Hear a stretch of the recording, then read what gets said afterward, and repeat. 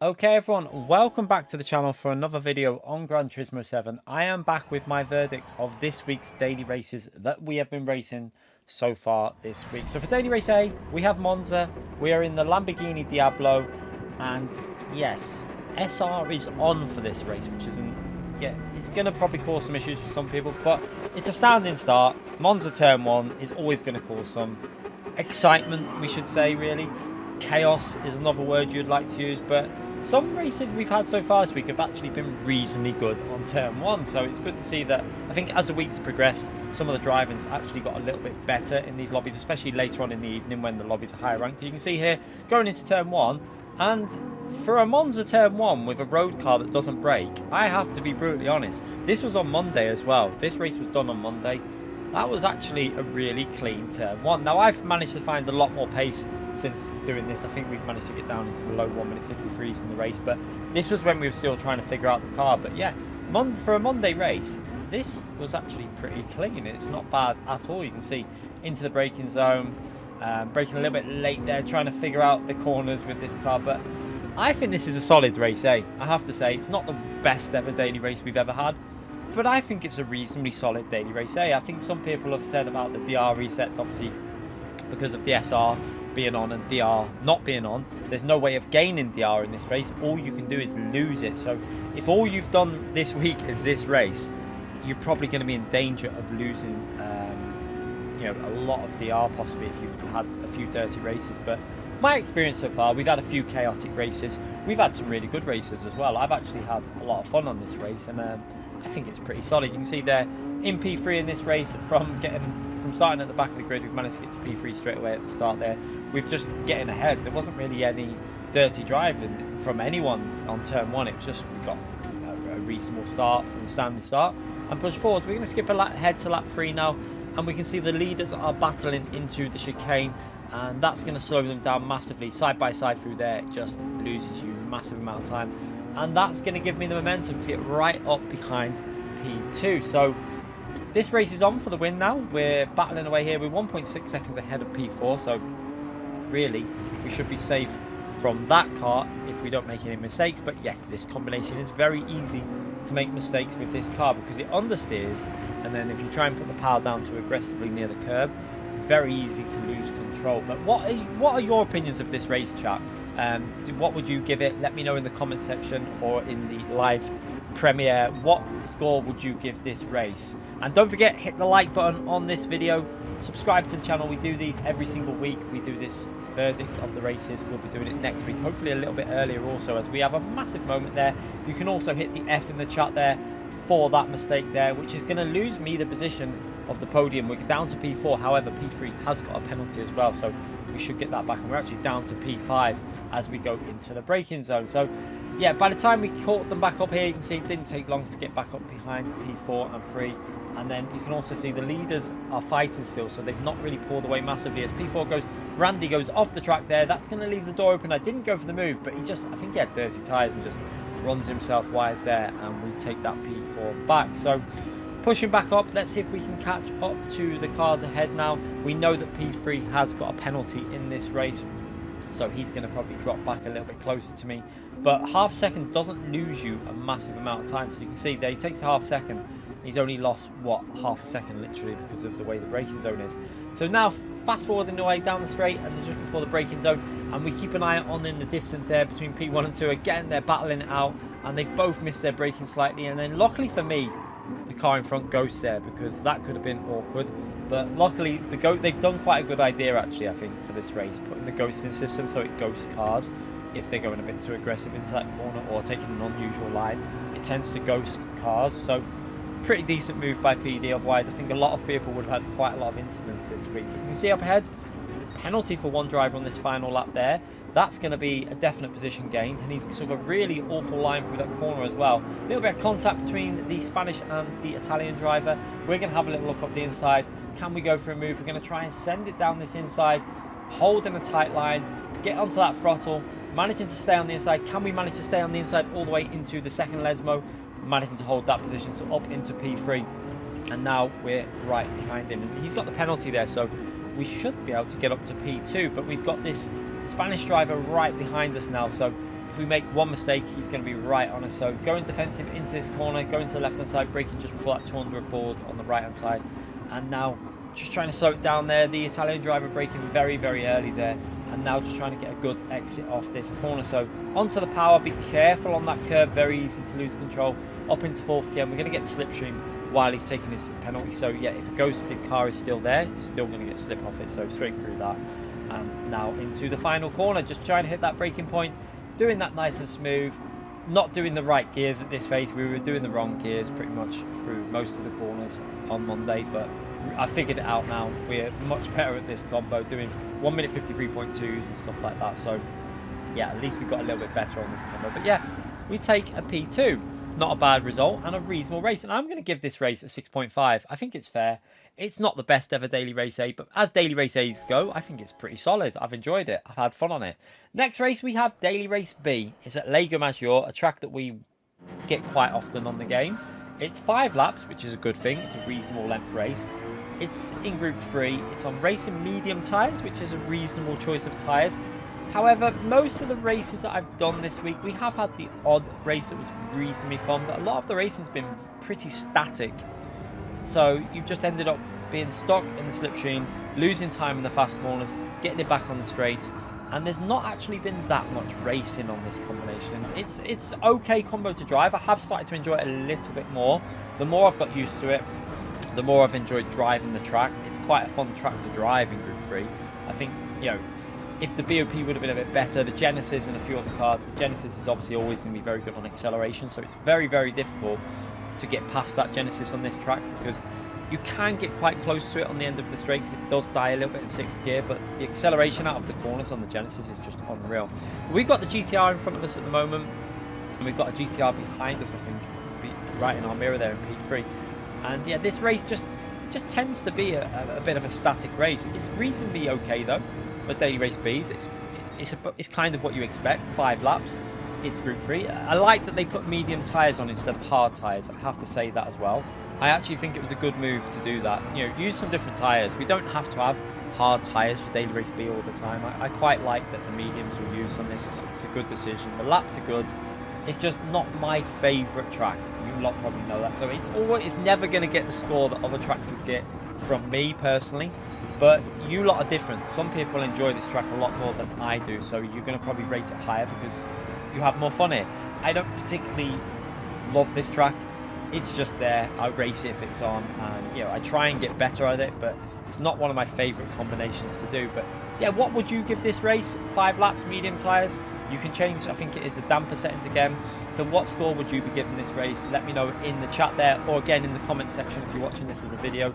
Let me know what score you would give this race. We go up into P1 with a nice move up the inside into turn 1. That's pretty much one of the best places you're going to go for a move on the track there, or in the banked corner midway round the lap. They're pretty much the 2 main overtaking points on this track. This corner, very, very difficult to get it right. It's all about just being patient on the throttle.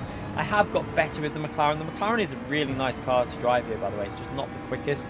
So not really the fastest over a lap, but it's really, really nice and quite comfortable on the throttle, so you can be quite aggressive out of the corners, and I like a car that you can stamp on the throttle. So yeah, the McLaren is working for me on this track, which is probably quite good that I stick with it because this is my manufacturer car. But coming through here, you can see we missed the apex air, which then compromises you all the way through here because you're always fighting to hit the apexes, and because of that we've ran wide, not got the momentum, managed to catch it and keep it on the track. However, we are going to lose that P1 that we've just managed to get. He's going to go back past us. We're going to try and pick up the slipstream, but yeah, he's already got that and he should be able to brake later than what I can. So I wasn't sure about dirty tyres as well because we did go off on that corner, so I was a bit cautious in case we were going to get any sort of loss of grip, but it seemed okay in the braking zone. So yeah, this is probably the most entertaining race I've had this week on this combination, and I think that sums up this race. We've done quite a few of it. You know, I've done more than 10 races here, and I think this was the most enjoyable race that we had, fighting for the lead here. We got P3 right behind us, putting us under pressure, and we're just trying to get a good exit off this corner here to try and put the pressure on him on the last lap. But we just dropped away a little bit on the final lap there. He managed to pull away a bit, get a bit of a gap to himself, and that was pretty much race over. So yeah, It's not the greatest race, like I say. It's a reasonable daily race A. I'm sorry, daily race B. I'm gonna have to give this, I think, a fair 6.25 out of 10. Now, some people would probably rate this higher purely because they like the track. Like I say, if that race was Spa, you can overtake it at Spa. 5 laps, that combination, them tyres, you can race at Spa. I would have given it more, but that track just doesn't. I just couldn't really get much racing going on there. But daily race C, we are at Brands Hatch, and this is the main race of the week. This is the race that pretty much determines the overall scoring system as well, because it's the main feature race. It's a longer race, sometimes has strategy, and unfortunately for this week at Brands Hatch in Group 4 with racing soft tyres, times 6 tyre wear means that the Alpha and the Citroen, I think, are the only 2 cars really to be able to do the no stop in a competitive pace. So it's ended up being a one make race, no stop, no pitting. Some people will have pitted it in lower lobbies and stuff like that. So lower lobbies probably having better racing than the top lobbies are, because everyone in the top are just doing no stop with, like I say, -5 brake bias, because that's going to save your rear tyres. -5 brake bias, that's why I'm using it there. It's going to keep your rear tyres alive longer at the end of the race. So this race again was taken from Monday, I think it was, very early in the week, still trying to get used to the car around here. We were driving the Citroen, I think, for a few races, but realised we had to go to the Alpha because the Alpha just seemed massively OP in the race conditions. But in my view, this race could have been a lot better with just some very simple changes again. Now, I always do this in these videos of ways they could have improved this race, because I think you never know who could be watching these videos for ideas in the future. But I do think that this race is very short at 11 laps. I think 12 or 13 laps and a compulsory pit stop in this race would have opened up a lot of cars in Group 4. And I mean a lot of cars, because you would have been able to use a big variety. We're talking NSX, Ferrari, McLaren, Citroen, Supra, Alpha. You know, there's so many cars that would have been usable in this combination, because the track in Group 4 isn't that bad on BOP, it's reasonable. Now, the Supra probably would have been the most OP car. However, I think you still would have been able to use other cars that are better on tyres and go for different strategies. You know, forcing a pit stop and then making the race either 12 or 13 laps could have been quite exciting. I'm a little bit disappointed they didn't do that, because sometimes they put this compulsory pit stop in as I go off the track there, and I'm about to lose the P2 position and down to P3. But yeah, sometimes they do these races where it's ×1 tyre wear and they put a compulsory pit stop in, and that doesn't make sense to me. But then they have these races where it's ×6 tyre wear, and a compulsory pit stop would make it much more entertaining. Even if it was 11 laps, it could have been interesting with a compulsory pit stop with changing tyres versus not changing tyres. So the Alpha not changing tyres versus the Supra going in and changing tyres could have made it really interesting. And you know, holding your position on this track is really important, because you know, keeping that track position at Brands Hatch is vital. It's very hard to overtake as we skip ahead here now. And as we go through here, after I've made a mistake, I kind of cursed Danny in the live stream, because I said that he's got an easy win here. And as I said it, he crashed straight into the barrier and met barrier. So that put myself back up into P2, which was nice. And now we've got to try and catch up to the leader, which meant a lot of just driving around doing laps, which we're not going to show here because it wouldn't be that exciting just to watch me doing lap after lap after lap with no one around me. But we did start to catch up to P1. You can see gap down to 1.5, and we weren't driving particularly great. You can see the lap times on Monday. I mean, there was a 30.7, a 30.5, 29.2, and then a 29.2. But we did start to pick up a bit of pace here again at the end. You can see a 28.8. Starting to get used to the car, realising that I'm going to have to start pushing and start putting P1 on some pressure. So starting to drive a little bit better. So into the braking zone, being careful you don't slide the rear on this corner, because that is what's going to take your rear left tyre wear down. Now you can make setup changes with this car, but I haven't done any. I've kept the car completely standard. The Alpha feels good for me. It feels nice with the default setup. You probably could make a few changes to make it a bit better, but yeah, it feels fine. Personally, in my opinion, my lap times have been decent in the daily race. So yeah, we're managing to catch up to P1 now, and it does look like P1's tyres are starting to fade. As you can see, they're going through the sector with a purple sector, showing that there's still pace in this Alpha towards the end. So that's why I think this race could have been really interesting if you would have just even kept it 11 laps with a compulsory pit stop. You know, the Alpha would have been able to go in the pits, not change tyres, and go back out, and you might have only gained 2 seconds, but it could have been worth doing because it's track position.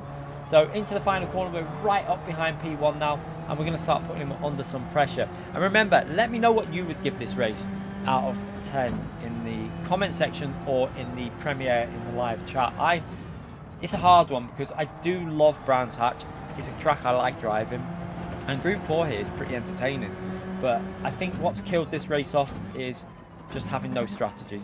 11 laps, it's created a one-make race as we go around the outside of the Alpha with a very nice move. I don't think he liked it because he bashes into us a little bit there, and then he goes kind of for a little bit of a send into this corner up here. You can see as we go into the braking zone, we're 2 tenths ahead, and he goes for a little bit of a lunge. Now I saw it coming luckily and left the door open. He backed out of it, so maybe just decided not to do it, and we hold on to this P1. But I don't think he was very happy with our overtake around the outside. I'm not too sure, but I think it was a perfectly fair overtake around the outside. We gave him space and we got ourselves into P1. So again, pushing ahead now, and once we got ahead of him, you can see starting to just get back into that rhythm, get the overtake done, and you can see the tyre wear on the rear left is starting to get quite low. So that's the point. That's why everyone's in the Alpha, because it's, you know, once you add the tyre wear race like this at Brands Hatch, where, you know, you want the front tyres to stay pretty good, the rear tyres, as long as there's something left there at the last corner, that's all that matters. It's going to be an Alpha race, and I think they made a mistake with the settings, really. A compulsory pit stop would have been really interesting. I would have loved to have seen how this race would have developed, as I nearly bin it on the final corner, but we've got enough of a gap there to take the win with that bin, and yeah, 3 seconds in the lead. But yeah, let me know what you think. What would you give this? I'm going to give this race an average, a reasonably average. I think I've had a bit of fun here. 6.25. I've had fun here. It's not the worst race we've ever had. The tyre wear does add an element of surprise in there when they fade at the end. And overall for the week, I'm going to give it a 6.25. I think the whole week's it's a pretty average week. 6.25. It's not the worst week we've ever had. We've had some fun racing, but let's hope next week, which early signs are, chap, we've got Group 2 at Le Mans as Daily Race C with dynamic weather for Daily Race C. So that should be very, very interesting back on the game. So yeah, I'm excited for that one. So hopefully see you next week for more racing. That one could be a high scorer because we had a lot of fun last time. But yeah, see you all for more videos, more live streams. Subscribe to the channel, hit that like button. I'll see you all soon. Bye everyone.